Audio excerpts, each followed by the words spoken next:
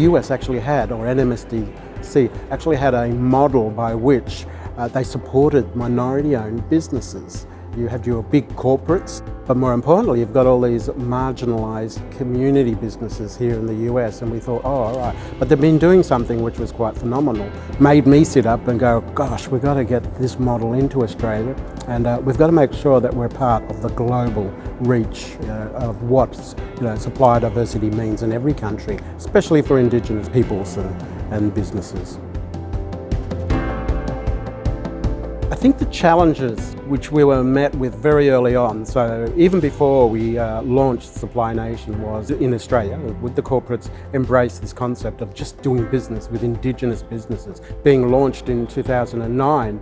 And I'm going to say, the first one was the fact that corporates and government were prepared to take a risk of buying. The first year, 2009 to 2010, it was about $300,000 was spent on 12 Indigenous, the founding Indigenous suppliers from all these 33 corporates, and I was like, oh my gosh.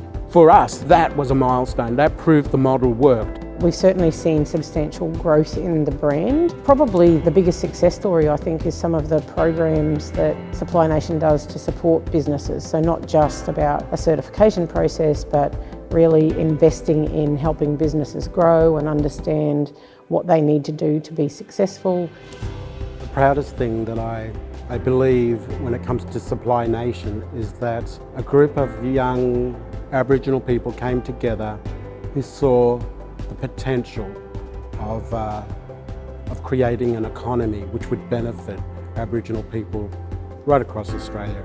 I think the fact that Aboriginal people came up with the idea, even though it's based on a US model, we were able to grab that model itself and ensure that it was something that benefited Aboriginal communities here in Australia. Now I think when we talk about what's possible, we've actually got some really tangible examples of how people have been able to influence different sectors and work collaboratively with government, corporates and other entities. So the message for me is that Indigenous businesses are capable, that they have the potential to really have a big influence on the country. My vision for Supply Nation moving forward would have to be quite big ones, that we are significantly larger in size, greater capacity. I mean, even if we double or triple our capacity in the organisation within the next 10 years, I think that that's a really tangible opportunity.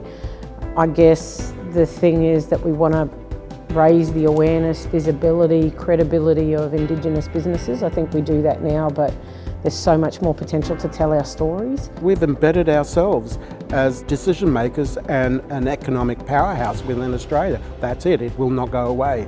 And that in itself is where I would like to see us end up, where no one will ever take us for granted ever again.